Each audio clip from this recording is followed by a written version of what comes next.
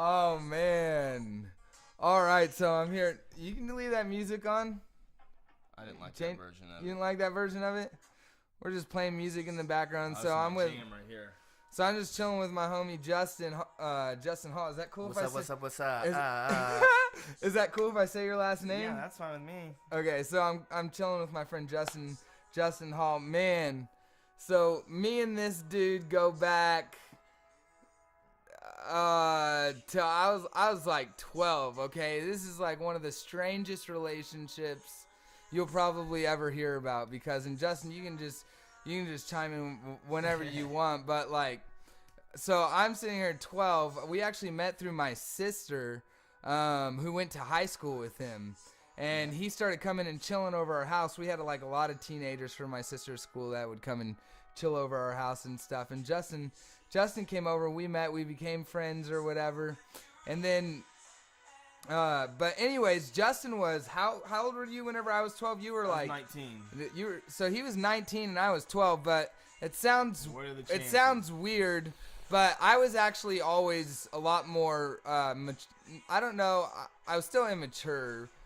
I wasn't as mature as like an 18-year-old or anything, but you were relatable. I mean, you were easy to relate to, and I don't know, you weren't like a little kid like wanting to, I don't know, play guns or something. You weren't like a little kid. You were still cool, You were a cool 12-year-old. And also, I looked a lot older, so it wasn't really that weird. So we became friends, and then we got in a little bit of some trouble, did some drugs together and stuff, and my parents found out. We didn't talk for the longest time, and then we got reunited whenever I was an adult doing my own thing, and it's been now like 10 to somewhere between 10 and 15 years, like 12. I think it's been like 13 or 14. 13 or 14 years. Man, that's crazy, because it does not seem like it's been that long. Yeah, it doesn't. But yeah, man, all you need is one or two of them in life, you know what I'm saying? But we've been talking about all kinds of stuff. So that's Justin, and man, I have my notebook somewhere on some of the stuff we were talking about. Hand me that right there. Here you go. Well, I got something we can talk about. It actually relates to what you're talking about, that it's crazy and hardly ever happens. My wife, she has a few friends, but she's not necessarily like, I don't know, on the super close with them. She has friends that she would call her best friends, but it's because of the amount of time they've known each other. I have two best friends, which is Matt and my friend Chance, but it's not just that we've known each other for a long time. It's that we actually are able to really vibe, and man, we're just on each other's page and on each other's level. Which brings up a very interesting point, because you said vibe, which is a cool word and everything, but like, I've been thinking about this word chemistry lately. Mm-hmm. Like, just chemistry. Actually, when I was doing blogging, I was just walking around. I went up to my phone was jacking up. I just bought a new phone. So I just bought a phone actually 4 months ago, and my phone was just acting like it was from outer space, just doing all kinds of crazy stuff. And so I take it back and I buy this brand new phone, and then it keeps going on safe mode. And if anyone who knows me knows I'm electronically challenged. Like, I am not good with social media and buttons on computers and stuff. It's just not in my DNA. Not your strong suit. Right. At least not yet. But what was I saying? We were actually talking about, you're talking about chemistry, because I was right. talking about. So there we go. Thank you, sir. Mm-hmm. So when I went to this place, I was talking with the girl that was working there, and she fixed my phone or whatever, and I was just telling her about what was going on, and oops. No, it's not oops. Okay, let me take this, because I know we're at where I like to be with this conversation. What I was talking about, which made you think about, we were talking about chemistry. Now, yeah, I don't have to be afraid to say it. Like, actually, I told my wife, to be honest. You were just attracted to a girl. I told her, well, and I wasn't just attracted to her. We're it's like, vibing. This is what I wanted to tell her. I wanted to tell her that it's like, I'm married and I'm committed to my wife, but there's something inside of you, like, I can see that you're a good woman and that you deserve to be valued. And we were just talking about everything that was going on with me, and she just briefly said, like, you know, she had 2 kids and a husband that, you know, basically the girl at the cell phone place. Okay. Yeah, exactly. And, you know, she told me that he's not helping her take care of, you know, anything. She gets no child support.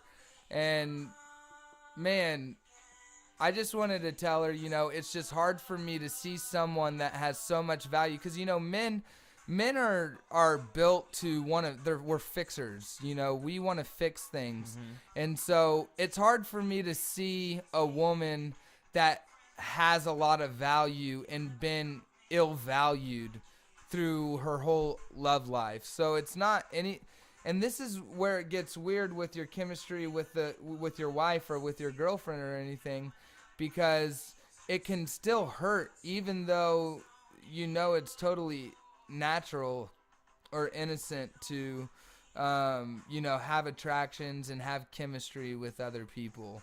You know what I'm saying? Yeah. You know, what we were talking about when I was talking to my wife, you know, she was saying, you know, she has friends, but she doesn't have someone who she really feels is like, that she is able to, you know, pretty much just has what I have with my friend Matt and my friend Chance. So I'm just going to, you know, just call it what it was. And I was explaining to her, you know, my wife, I said, you got to understand, honey bun, I said, chemistry and relationships are something that are natural. You know, it's one of the few things, like falling in love with somebody, you can't force or come up with. Down. That's the truth. If that house was built on a solid foundation, it wouldn't have fallen down. 3 different people, 3 different perceptions, 1 truth. So you have to start viewing truth separate from perception. It's a mindset change. Another way to kind of, you know, just give you an example of perception. You know, you talk about drugs, you know, and this is a really easy example just because of the fact that everyone is so decisive on what side of the fence they stand. They're either very for drugs or they're very against drugs. And I can get so far into this subject on drugs and basically, you know, that whole social war on whether or not it's socially acceptable. But I'm not going to. But what I will say with drugs is drugs are drugs. Legal or illegal, they're drugs. That's what they are. They're called drugs for a reason, because they're drugs. And they're both called drugs. It's not just illegal drugs that are called drugs. When you go to the drug store, you're going to get drugs. They're just legal. And there's this perception out there that from certain groups of people that either all drugs are wrong under any circumstances for any reason, or all drugs are right for any circumstance or any reason. And then there's, you know, the few people that have kind of some gray lines. But, you know, the truth of the matter is there's plenty of studies, at least on specific drugs. Now, we all know there's certain drugs that are just not a smart idea to get into. Any types of speeds or heroin or, you know, anything like that that's addictive that you can, you know, become addicted to and do on a regular basis is there's no benefit from that. But in the medicinal world, there's shown to be benefits from both cannabis, psilocybin mushrooms, and ecstasy. Ecstasy, not what you're used to thinking of ecstasy, but actually MDMA, the pure form that you know has to be synthesized by a chemist that knows what they're doing. But there's been, you know, there was a huge, so I don't want to get too far into it, but just real quick, there was a huge war between the psychiatrists and basically the DEA, where they were going back and forth to court, making it illegal and legal for a period of time. And the point is that these psychiatrists or counselors were finding out that they can fit 5 years of therapy into 1 hour of 1 hour session with the help of the drug MDMA, also known as ecstasy. That's tremendous. And I've personally experienced this in my life, and I can see how that can be true. And that's why I know it's truth, is from experience. See, perception is something that happens. Perception is something that is received by what's around you, the world around you. Truth is something you experience. It's something that just happens. All right, so from here, we've already talked about the deception of perception, and I'm a musician, and ironically enough, I wrote a song about this probably a year ago. I wrote a song, and really it was just kind of like a promise, I guess. But, so I know everyone has their own personal beliefs, but since we're being open here, so I believe in God, and I'm a Christian. And one thing that you'll find with Christians a lot is they struggle with, how do I put this?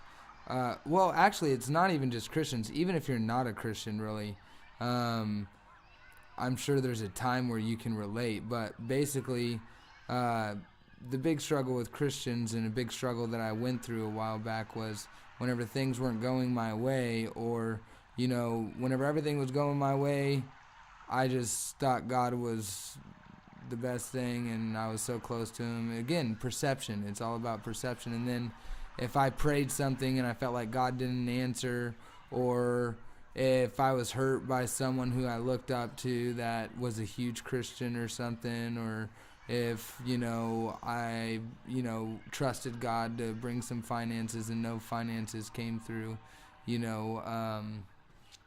basically it shook me really, really hard, and really made me start doubting, what I believe, and why do I believe in God, whenever, things change. And really it's that whole perception concept. So this song is basically a conversation, and it's a conversation between me and God. And so I'm doing this totally organic, just playing live. I'm actually I'm sick with like a throat cold right now, so this could be either a really good thing because of the raspiness, or it could be a really bad thing because I can mess up a note because there's some high notes. But I'm just leaving it for whatever it is. I'm just going to keep it genuine. So it is what it is. But basically the first verse, I'm talking to God, and basically it's talking about whenever you're in his whenever you can feel him, and whenever you pray to him and you can feel him, or actually it's more about when you can't feel him. It's like I'm talking to God about I can't really feel you right now, so are you there? I'm doubting you because I can't feel you. And then the second verse is God talking back to me. So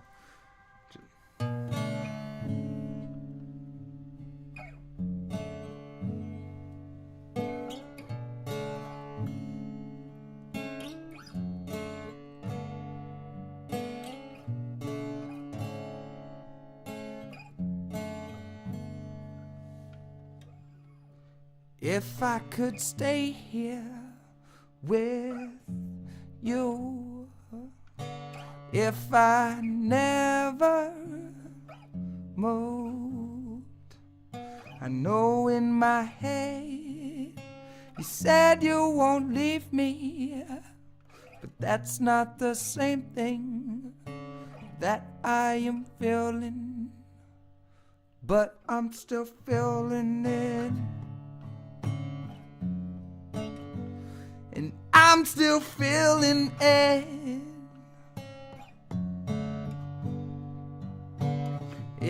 I trusted your love, if I trusted your touch,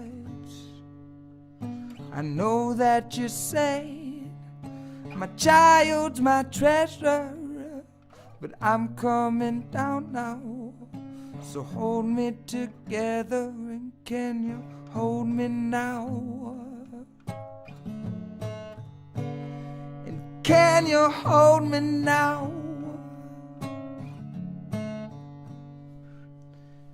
And you said I'm not.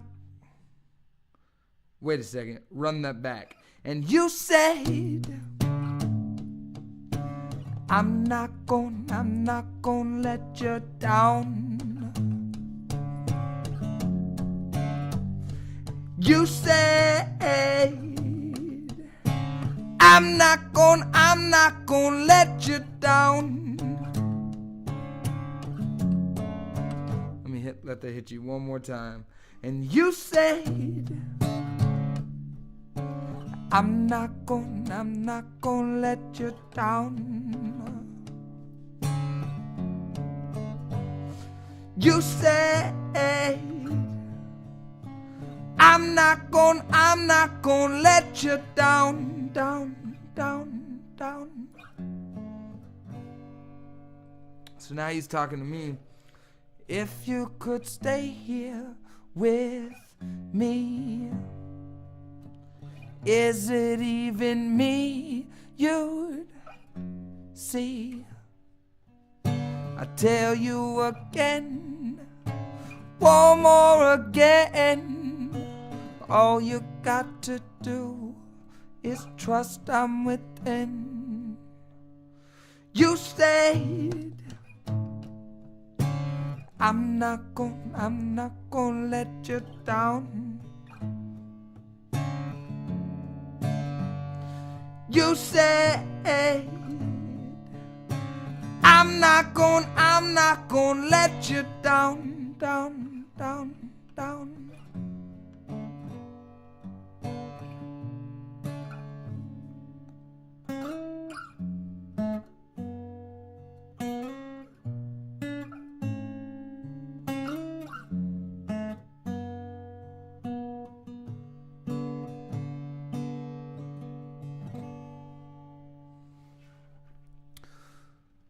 So basically what you're dealing here with in my world and what I have experienced to be truth is a man that has found truth and experienced truth but is dealing with perception.